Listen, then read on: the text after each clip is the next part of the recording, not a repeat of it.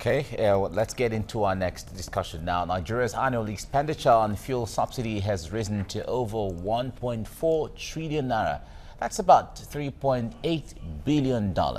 And the Minister of State for Petroleum Resources, Ibe Kachiku, confirmed this while speaking at the Liquefied Petroleum Gas Workshop in Abuja.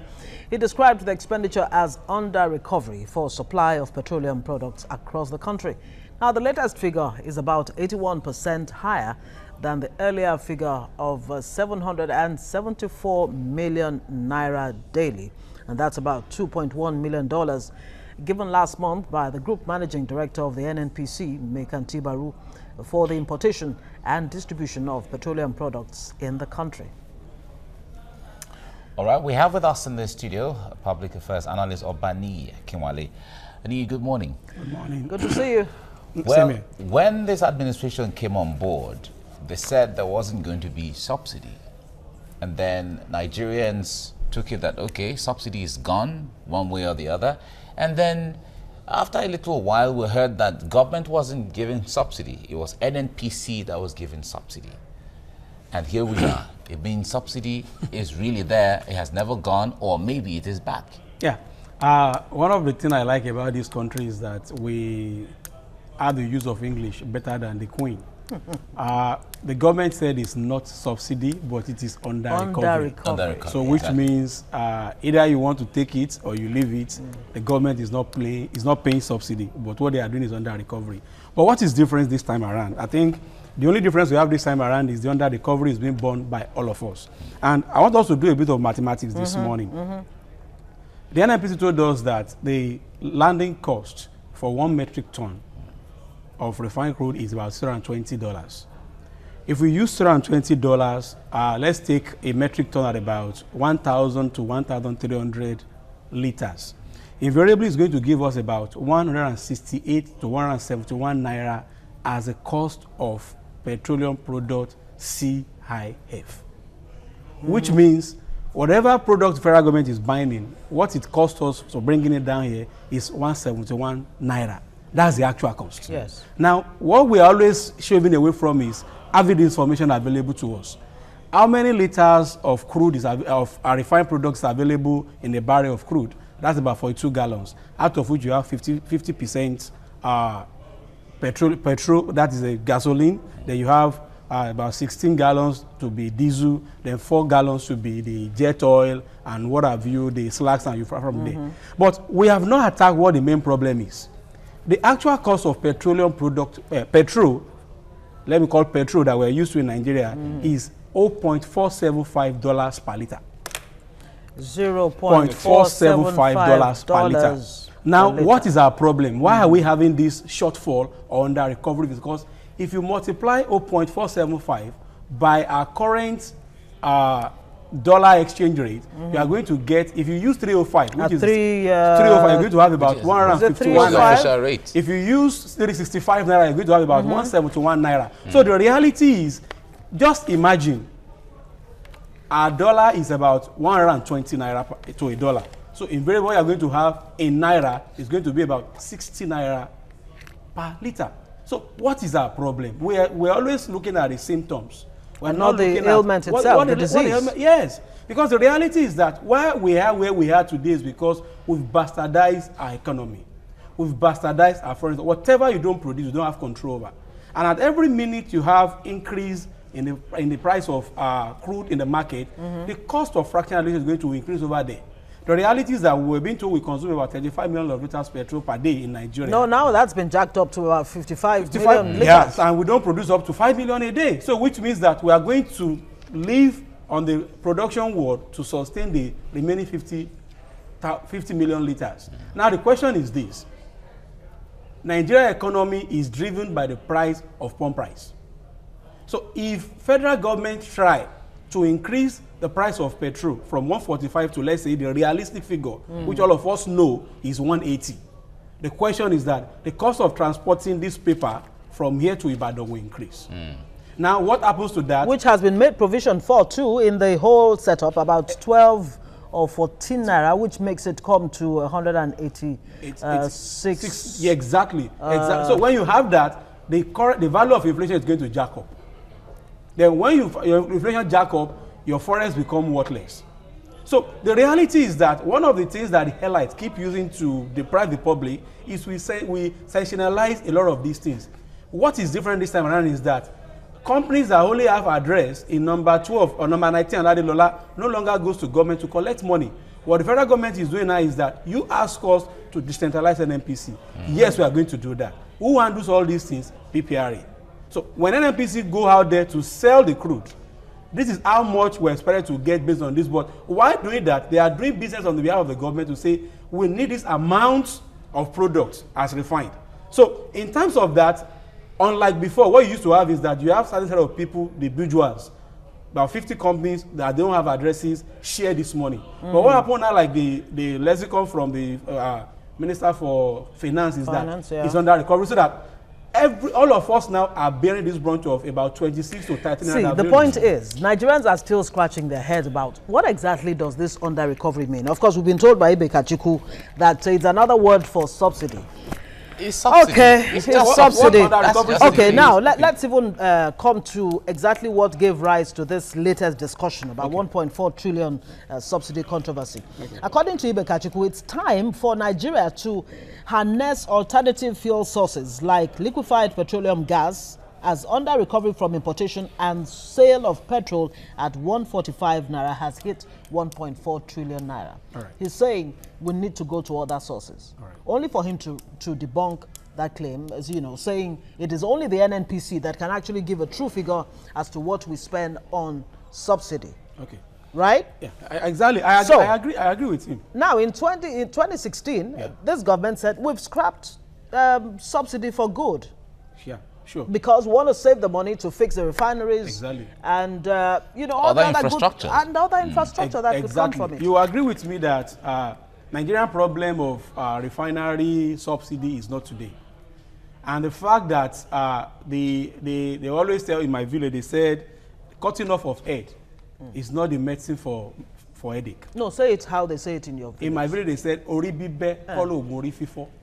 So that is, if you cut off your head, ori bibe kolo. So cutting off of the head is not the medicine for headache. Yeah. So if you cut off the head because you said you have headache, then what happens? So what happened in this case is the fact that the government first discovered that there is a problem in a fuel importation regime or system. We all identified that. What was the problem? The reality is that, are we subsidizing fuel for Nigerians? Yes. But is the fuel subsidy getting to Nigerians? No. That was the problem then. Now, what is the problem now? It's because we will not have been in this corner that we are if perhaps our Naira is very strong against the dollar.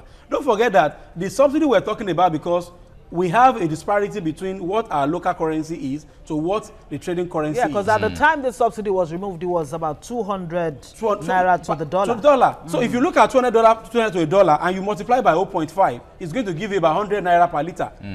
Which means the landing, at the end of the day, we are going to have not under recovery, we are going to be having over recovery. So you might not even try to refine local and say, okay, I want to be buying because my currency can actually fight what we have. But the unfortunate thing is that government we have in the past are not taking in this direction.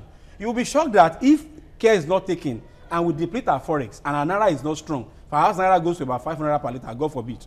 It's been there before, so you are going to find out that the subsidy we are paying now is just a pinch of salt compared to what we are going to pay. Now, diversifying to other sources of power, the question we need to ask ourselves is, are those not capital intensive?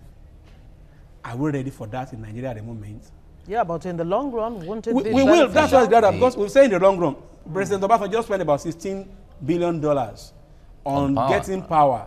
As of today, Nigeria doesn't have up to 8,000 megawatts as a country. And our brother Aliko Dangote was able to put about 40 megawatts in Tanzania. So the question you ask yourself is, we are going to diversify. Who is going to champion it? So we should not leave what we are doing at the moment, diversify that economy, break that sector. It's so unfortunate that this National Assembly is not paying attention to what needs to pay. And again, why we continue to pay subsidies, because this is April. Budget has not been passed. So the system has not been cushioned. So the working tool for the executive is not yet in place. The spending power has been minimized because you can't spend above certain limit during an economic year. So perhaps if the spending limit has been, the government spending limit is already in progress, what you can have is that you will cushion the effect. And you find out that the economy will pick up.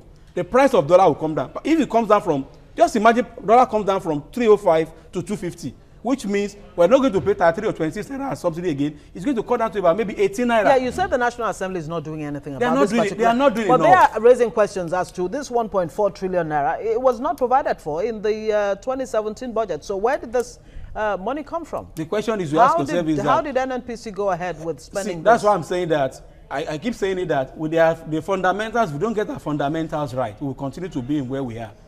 Who approves the allowances for the National Assembly members?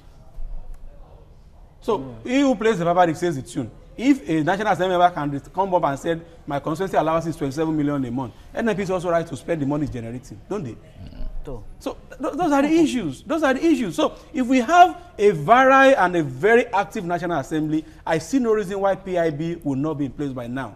If we have a working system, it costs us nothing to reduce, because if it's those days when we have the best of economics now, they will have been using our money to pay for oil importation until this government come and said, let us do import substitution. I give you a crude, you give me back this. If it's those days, we'll have been defending the forex with our forex with the increase in subsidy. So these are some of the anomalies we have in the system. Now, in all of this, what certainly should be the solution? Is it the issue of bringing in private investors to totally handle the issue of oil?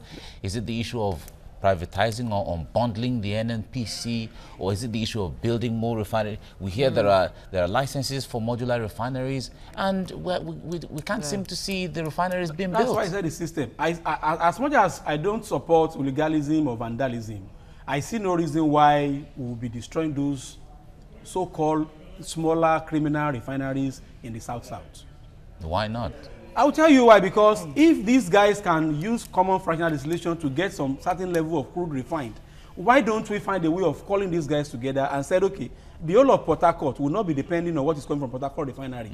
These small guys, let's legalize them, find a way of bringing them together and say, what can you provide? Yeah, but the government already said that. What the government is doing to destroy it. The vice president, when he was acting, he said that was what in fact, he traveled to Port Harcourt, he traveled to Delta, he traveled to those states, even in Akwa Ibom, to try to talk to them, and that was one of the conditions why everybody settled down and that is what he arms. promised as the vice president, but unfortunately, it's just one among billions.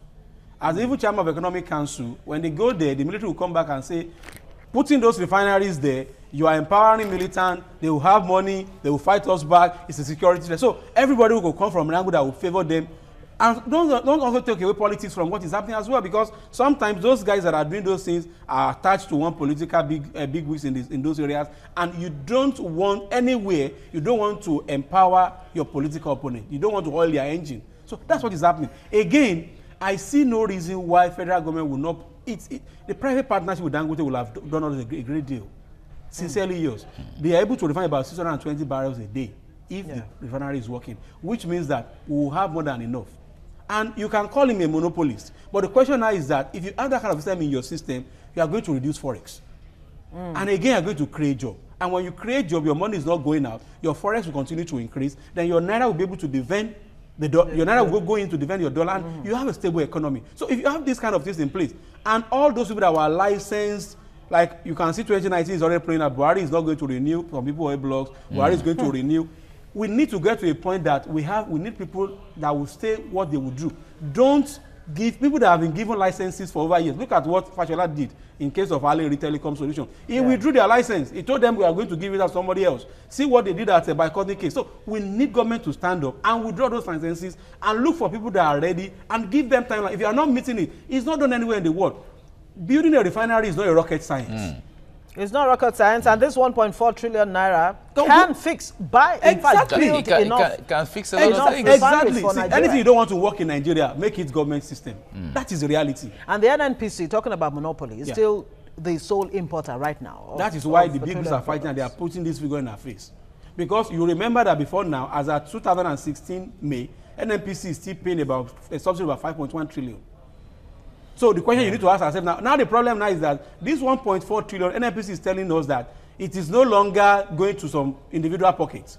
So where now, whatever money is coming to the federation account, this is how much that we need to bear as a payment to the government, to the system, then we take it back.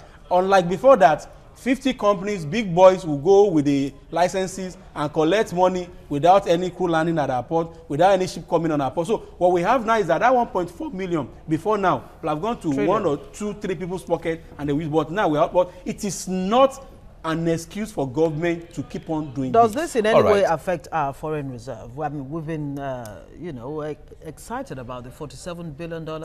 That's where it is right now. Definitely it will, It's because still our rising. expected earnings will not come. Because what it means is that if you convert 1.4 trillion naira is about 3-point-something billion dollars. So if you have 3-point-something billion to have 47 or 49 billion, you have about That's 50. already 50. So which means that we'll have had about 3.8 billion extra More, to yeah. defend our currency, to defend our economy. But we have to spend that. But the reality is that government needs to sit up.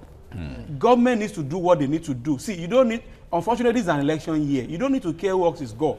We have to get it right. I'm sure bureaucrats are enjoying from this exchanging crude and all those things that, oh, it's our turn. Now the people in the businessman are no longer, and that is why you have this noise of 1.4 trillion, 1.4 trillion. When somebody, an individual collected about 780 billion without importing a single liter of petrol to this country. Wow. All right. We have to leave you here right now. A lot going on when it comes to the oil business and how it plays out. That is one area Nigerians complain they don't know anything about. They don't have an idea. The books are not out there. It and they don't continues to know. be really opaque. Yeah. Yeah. All right. Obaniyi you. Akinwale, thank you so much for coming on the program. Right. Thank you. Shortly, we'll be talking about the warmongering in Syria. That is what we'll be talking about.